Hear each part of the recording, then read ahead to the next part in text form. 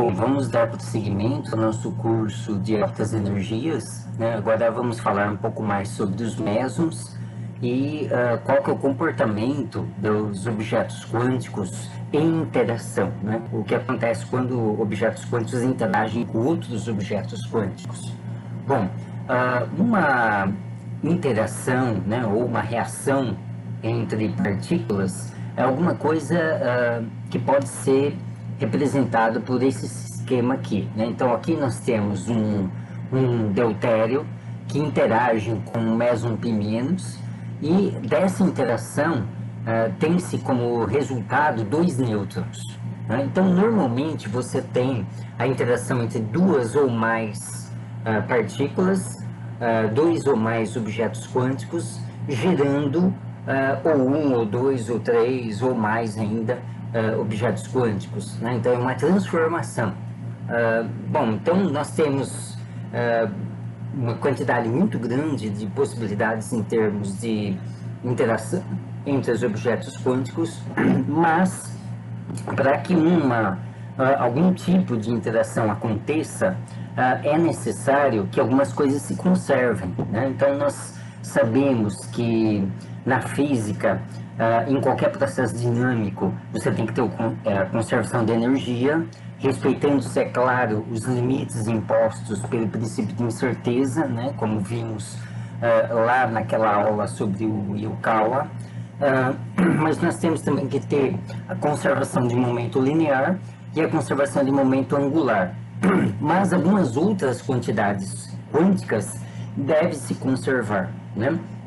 Então, além do spin, que diz respeito ao momento angular, também nós temos a paridade. A paridade, normalmente, ela se conserva nas reações nucleares, né, reações entre objetos quânticos, embora haja exceções, né? Então, nós temos como uma maneira geral que os números quânticos, as quantidades quânticas se conservam, mas algumas quantidades quânticas, alguns números se conservam em determinado tipo de reação, em outras não. Particularmente, por exemplo, quando você tem algumas grandezas, quando você tem a força nuclear forte, ela se conserva. E quando você tem a interação fraca, não se conserva. Ou pode conservar para a eletromagnética e para a força fraca não, né? Então, dependendo da interação, do tipo de interação que você tenha, dependendo da força que está governando essa reação, você pode ou não ter a conservação da quantidade, né? Embora a energia, momento angular sempre se conservem nas reações, né? Exceto quando você tem uma flutuação quântica que dá margem a uma partícula virtual, né? Então aqui nós temos exemplos, por exemplo, o meson π-, ele pode decair, né? Tá? Que ele não está reagindo com outro objeto quântico, mas ele pode então decair, porque não é estável, né? Num par de dois pósitrons e dois elétrons, né? E aqui também temos uma reação entre deutério e π-, que pode acontecer uma coisa diferente daqui, né? Além dos dois nêutrons, pode surgir outro meson π. É claro que se a gente considerar o princípio de conservação de energia, para isso aqui acontecer, a energia dos reagentes tem que ser maior do que aqui, né? Então aqui você tem uma faixa de energia em que essa reação vai acontecer e essa não, porque esse π0 que a gente está aqui, ele tem uma energia na forma de mc² que tem que ter vindo da energia cinética desses dois elementos que dão o início da reação, né, que estão em interação. Então, assim, também dependendo do valor, né, das grandezas físicas envolvidas, uma reação, né, ou uma interação pode acontecer ou não, né? Então, sempre que nós vamos ver, analisar a possibilidade ou não de uma reação entre objetos quânticos, é necessário fazer uma análise da conservação das quantidades, né? Então, aqui seria interessante fazermos uma recapitulação do que na mecânica quântica venham a ser, ou que papel tem a desempenhar as grandezas físicas, né? Então, as grandezas físicas, elas são operadores que aplicam sobre a função de onda, e como resultado dessa aplicação você tem um alto valor daquela grandeza vezes a própria função de onda. E esse valor representa os valores possíveis da medida daquela quantidade, né? Bom, da mesma forma que as quantidades são operadores, né? Toda grandeza, spin, paridade, energia, momento, né? São operadores. Como normalmente elas estão sujeitas à quantização, existem números quânticos associados a cada grandeza dessa, né? Então, por exemplo, a paridade tem um número que é ou mais um ou menos um, né? A paridade pode ser positiva ou negativa. Então, esses seriam, digamos assim, os autovalores da paridade. Então, esses números tendem a se conservar nas reações, dependendo da força que está atuando na reação.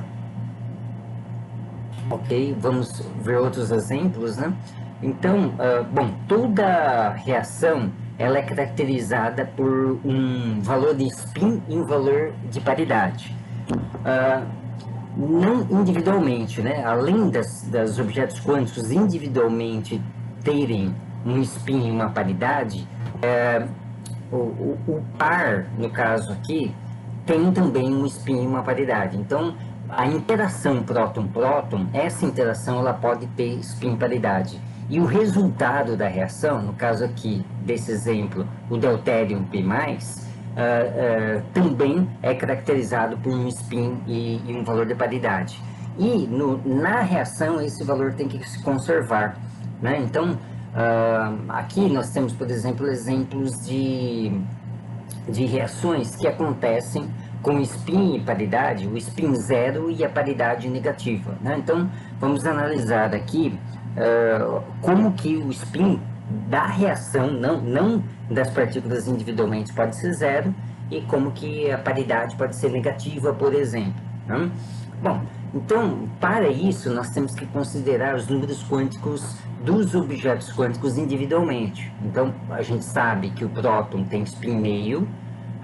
Lembre-se que esse meio é o número quântico, não é o valor da medida que a gente vai fazer do spin, porque o spin é um momento angular, ele tem que ter unidade de momento angular, ele não é um número puro, né? E também não vale meio, né? Então, a gente já viu isso. Qual que é o módulo do momento angular, né? Que é raiz quadrada de L mais 1 vezes o H cortado, ou S, a raiz quadrada de S mais 1 vezes o H cortado. Então, não é esse valor meio, mais um meio menos um meio, não representa de fato a intensidade, né, do momento angular, mas o número quântico é que está associado, né, ao estado de spin daquele objeto quântico. E no caso o próton é meio, esse número quântico, né?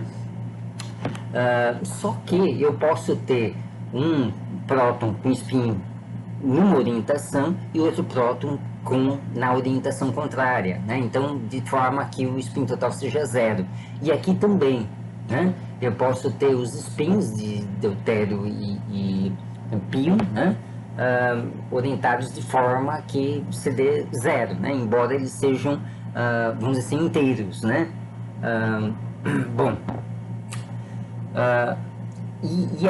além disso, né? Na verdade, o spin do deutério é 1, né? E o spin do pion, se não me falha a memória, é 0, né? Então aqui não daria 0, mas além dos spins individuais, no caso da conservação do momento angular, eu tenho que considerar também o momento angular orbital, ou seja, o quanto que um próton vai girar em torno do outro e quanto que o deutério vai girar em torno do pion, ou vice-versa, né? Relativo, né? Então, o deutério girando em torno do pion é a mesma coisa do pion girando em torno do deutério, só depende do referencial, uma troca de referencial, né? Então, do ponto de vista da relatividade, é a mesma coisa. Então, o spin total, o número que vai aqui, vai ser a soma, né, dos spins e mais o momento angular orbital que se tem. Tem que somar o spin individual de cada partícula envolvida e tem que somar também o momento angular orbital, né, de um em relação ao outro, né? Bom, dá a impressão que não existe um momento angular orbital, porque se eu jogo um próton contra o outro, por exemplo, num acelerador, esse momento angular, eu não tenho uma condição de um próton girando em torno do outro. Contudo, na mecânica quântica, particularmente na interação entre objetos quânticos, eu posso ter sim um momento angular diferente de zero se eu imaginar classicamente agora, né? Então vamos fazer uma analogia clássica. Se eu imaginar classicamente que os dois prótons não vão, digamos assim, um contra o outro exatamente sobre a mesma linha. Então, se eles estão se aproximando, mas não exatamente na mesma linha, né, com um certo parâmetro de impacto que nós chamamos, né, ou seja, o próton ele não está indo exatamente na direção do outro próton. Então, aí eu posso ter um momento angular diferente de zero, né, porque um passaria, digamos assim, próximo do outro, né, embora não sejam partículas localizadas, né? Elas são nuvens eletrônicas que têm uma certa extensão no espaço, dependendo do estado quântico, né, que eles estiverem. Mas aí já vamos saindo agora da analogia clássica, indo para o quântico, mas mesmo assim eu posso ter uma condição de momento angular orbital diferente de zero. Então aquele alinho, que é o número quântico referente ao momento angular orbital, pode ser diferente de zero também, então depende do tipo de interação. Mas eu sempre consigo, por exemplo, garantir que o momento angular orbital seja zero se eu abaixar a energia, né, cinética dos objetos quânticos que vão interagir um com o outro, né? Ou seja, a gente tem um certo controle a respeito dos valores possíveis de momento angular orbital, dependendo da energia com que a energia cinética, né, com que os objetos quânticos estão interagindo, né? Mas de qualquer forma eu tenho que considerar esse momento angular orbital também. Então, por exemplo, eu tenho uma outra configuração aqui que pode dar um spin zero. Eu posso ter o spin total, né, que seria o momento angular total. O spin desse próton está para baixo, o spin desse próton está para baixo, mas o momento angular orbital deles está para cima e com valor 1. Né? Então isso anula o valor geral do momento angular. Né? Então eu posso ter também uma condição de spin zero, nós chamamos spin da reação, essa soma, né, a soma dos spins individuais mais o momento angular orbital. Então eu posso ter um spin da reação zero, mesmo num caso em que eu tenha um momento angular orbital diferente de zero. Então, essa reação, por exemplo, é uma reação que pode acontecer com L igual a 1, né? Então eu tenho a anulação do spin total zero aqui, né? E aqui pode continuar ainda o spin total zero, né? Eu posso ter, por exemplo, o deutério ele tem spin 1, né? E o pi spin zero, eu posso ter o deutério com o spin para baixo, mais o momento angular com o spin para cima, né? Com valor 1 para cima. Então aí eu teria anulação também do momento angular orbital, né? Do momento angular total. Então deve-se levar em conta sempre o momento angular nas reações, né? Então esses são 3 exemplos de reações que os mesons estão envolvidos, né? Que podem ser obtidas experimentalmente, né? Vejam bem que como que eu posso criar um meson pi? Eu posso criar a partir de uma, vamos chamar de colisão, não é bem uma colisão, é uma interação, né?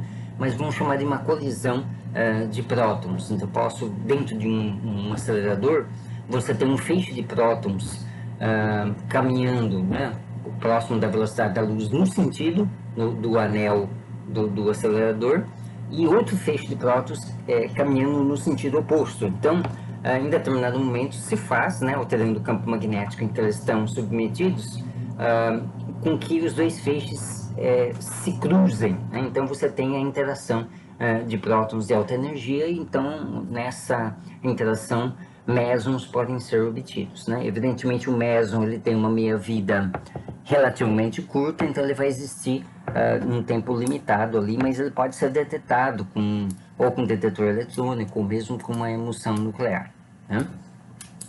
E como o meson ele interage pela força forte, ele pode interagir com qualquer estrutura nuclear, né? Como por exemplo o deutério, que é a estrutura nuclear mais simples, né? Mas pode haver também uma reação desse tipo aqui, que envolve a força eletromagnética, né? Ou seja, a produção de fóton, né? A produção de gama aqui, né? Com um nêutron, tá? É importante frisar também que em toda reação, né, entre objetos quânticos, independente da força que está atuando, a carga elétrica tem que se conservar. Então, todas as reações, você tem conservação de carga elétrica, né? Então, aqui eu tenho carga 2, aqui também é 2, conserva. Aqui eu tenho carga 2, se conserva. Aqui eu tenho carga 0 no total, né? Porque próton positivo e o π menos negativo. E aqui também eu tenho carga elétrica 0. Então vamos adiante, né? Bom, o decaimento dos meson π, né? Então, como eu falei, os meson πs não são eternos, eles têm uma certa meia-vida, então isso quer dizer que eles mudam de forma depois de um certo tempo. O decaimento dos objetos quânticos, né, das chamadas partículas, erroneamente,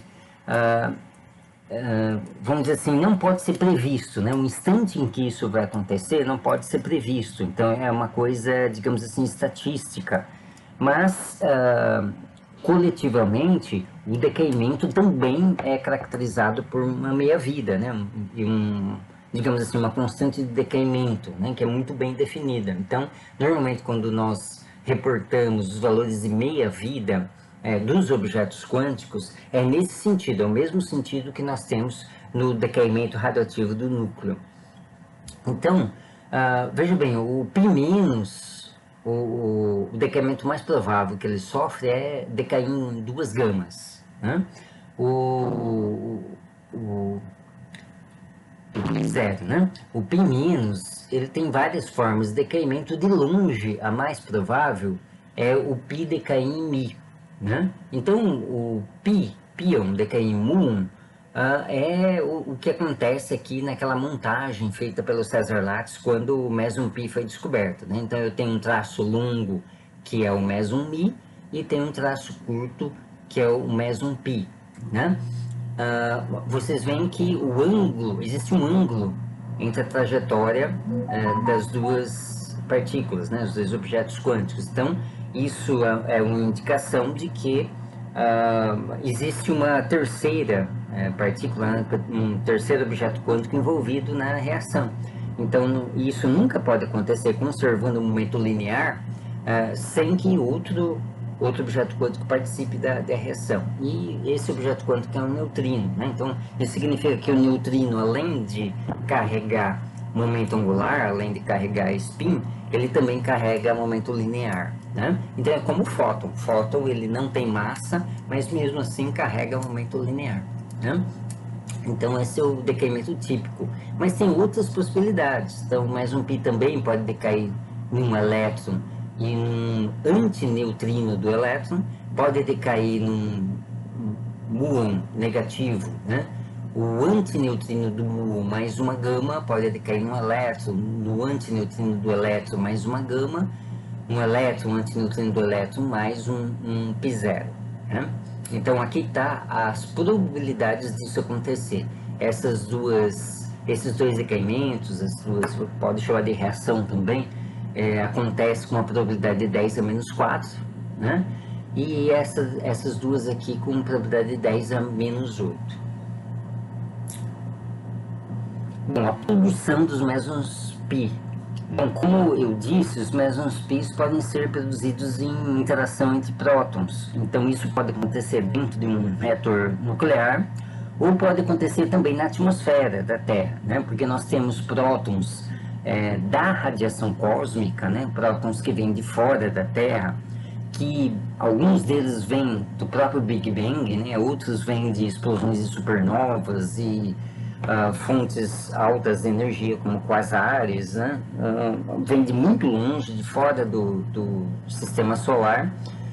Então, ao ter energia suficiente, eles podem colidir com prótons que estão em núcleos de elementos aqui da própria atmosfera e produzir mesons π. Então, o meson π que foi detectado pelo Cesar Lattes teve uma origem semelhante a essa, né?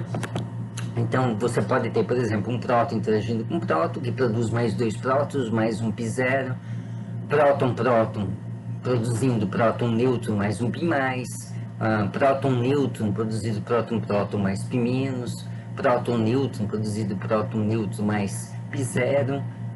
E aí, se você tomar prótons com uma energia cinética maior, um outro nível de energia cinética, podem ser produzidos mais pions, né? Como aqui, ó, próton-próton mais π+, e π-, próton-próton mais 2 π0, próton-próton mais um π0 e um π-, né? E assim vai. Então, bom, aqui deve ter algum erro, deve ter esquecido alguma coisa, talvez aqui tem que ver se balanceia. Aqui tem 3 cargas positivas, não, provavelmente aqui deve ser um nêutron, então. Próton mais nêutron, um π0 mais um π-, que a gente tem que conservar a carga, né? Então, existe um princípio também que diz que, como os mesons π são bósons, não há limite para o número de mesons π sendo produzidos nas reações. Então, se eu tiver energia suficiente, se eu for aumentando a energia dos prótons que interagem, mais e mais mesons π podem ser obtidos, e também existe a possibilidade de formar mesons mais pesados ou mesmo bárions mais pesados, né? E é normalmente assim que os aceleradores funcionam, né? Com feixes de prótons. Aqui nós temos reações de próton com gama, né? Que é fóton, gerando nêutron e π+, e aqui o próton e o π0, né? Então, essas duas reações estão balanceadas do ponto de vista da carga elétrica, né? Então, são possíveis em princípio. Evidentemente, para que essas reações aconteçam, a energia da gama ela tem que ser grande o suficiente para que parte dessa energia cinética pode se transformar na massa dos mesons produzidos, tá? Então, essas são duas maneiras de você produzir mesons, ou interação próton-próton, ou próton-nêutron, né? Ou seja, interação entre baryons, ou interação de fóton com próton. Bom, existe a possibilidade, como eu disse, dependendo do nível de energia dos feixes de prótons envolvidos, a possibilidade, por exemplo, dos prótons que estão acelerados interagirem com os próprios mesons formados, né? Então, aqui, por exemplo, eu teria a interação de um próton com um π+, né? E se a energia for grande o suficiente, ou mesons mais pesados, ou mesmo baryons mais pesados, podem ser formados na reação. Então, este aqui é um exemplo em que o meson ρ é produzido, né? Só que o meson ρ, ele tem uma meia-vida muito mais curta do que o meson π, inclusive porque ele tem uma massa maior. Então, se a gente for lembrar daquela relação que nós vimos no vídeo, né, na aula do Yukawa, nós vamos ver que quanto maior a massa, menor a meia-vida que uma partícula pode ter, né?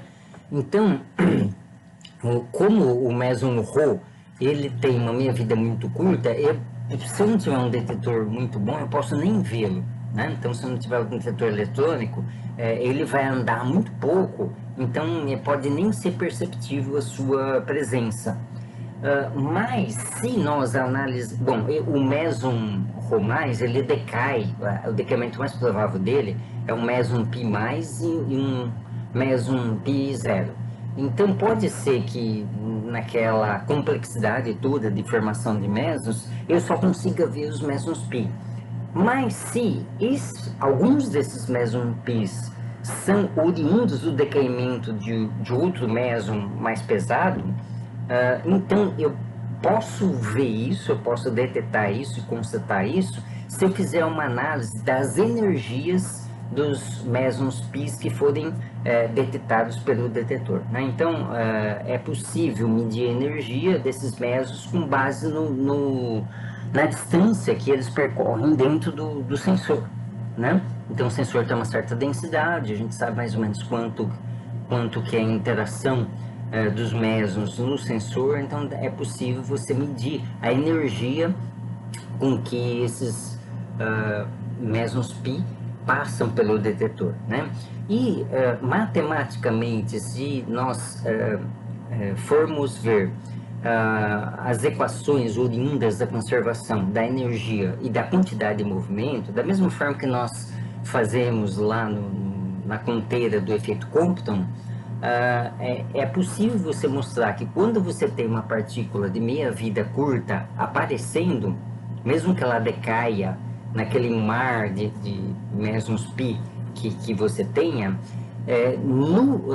na distribuição de valores de energia ou de massa, né, equivalente, né, E igual a mc quadrado, você deve ter um pico, né? Então, se você tiver um pico, um indício de que aquele pico represente um objeto quântico de meia-vida curta que se formou na reação e ele não pode ser detectado diretamente, né? Então, esse pico ele chama pico de ressonância e, então, esse recurso é um dos recursos mais utilizados, né? Pelo menos foi historicamente, mas ainda é um dos recursos mais utilizados para você dizer que existe uma partícula de meia-vida curta, dizer que ela é real, né? Que ela apareceu ali, né? Então aqui, por exemplo, nessa reação da produção do meson Rho, você tem um pico aqui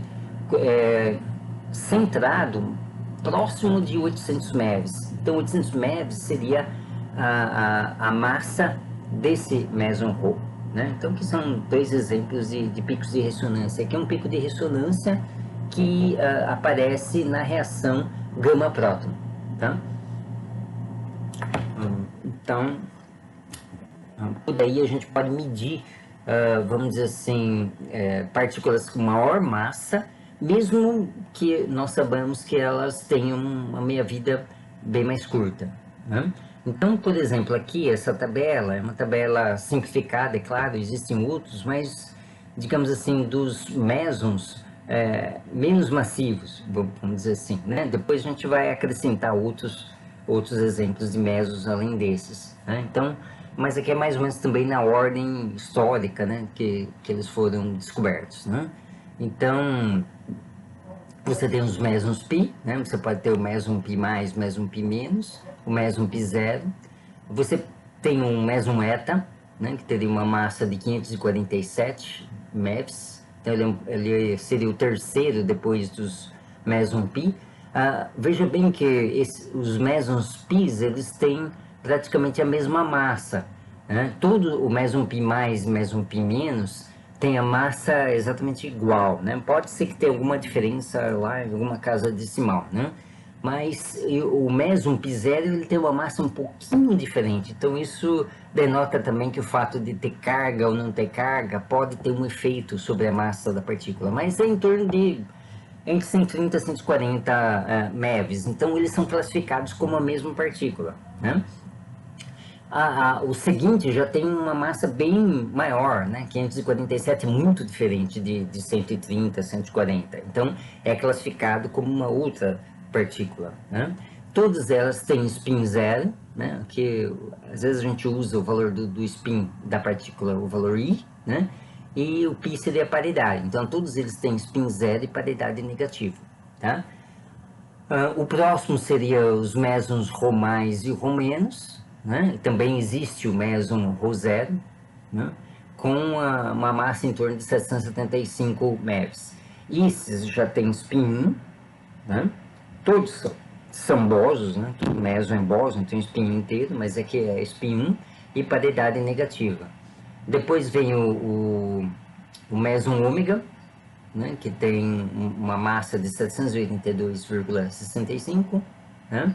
Esses valores podem estar desatualizados, né, mas não vai ser muito diferente de 700, entre 782 e 783, porque novas medidas sempre são feitas, então os valores estão sujeitos à revisão, né? E o meson phi 0, 1019 MeVs, né? Todos esses dois também com spin 1 e paridade negativa, né? Agora, com a evolução dos aceleradores, né?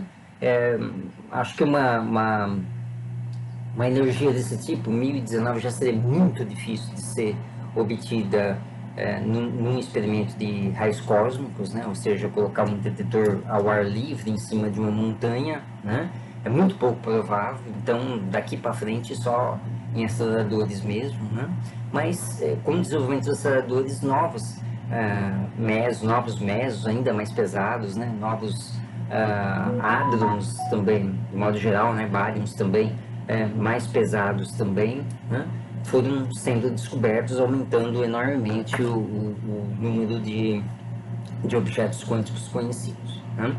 Bom, esse vídeo é para a gente tentar entender um pouquinho como que a gente mede a massa, né, desses objetos quânticos, né, através do processo de ressonância, e o conceito de uma reação entre objetos quânticos e, vamos dizer assim, alguma noção sobre a conservação das quantidades quânticas. Nós vamos ver ainda muitas aulas ainda sobre conservação das quantidades quânticas e a descoberta de novas quantidades quânticas, muitas delas sem ter um análogo clássico, né? Então nós temos análogos clássicos para energia, para o momento linear, para o momento angular, né? Até por spin, de certa forma, se a gente pensar que o spin poderia, dentro de alguma aproximação, ser considerado a rotação, né, de um objeto que tem carga, mas há outros que vão vir a partir de agora, né?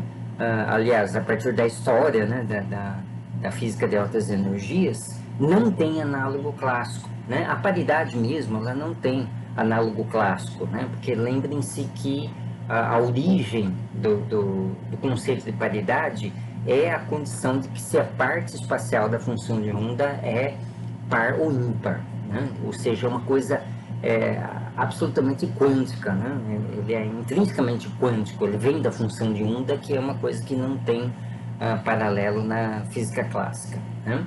Então, a partir de agora, nós vamos ver quais são essas outras grandezas quânticas que foram, na verdade, descobertas dentro da física de altas energias e quais são as características das novas partículas, né, os novos objetos quânticos que foram descobertos ou na metade do século XX ou depois da metade do século XX.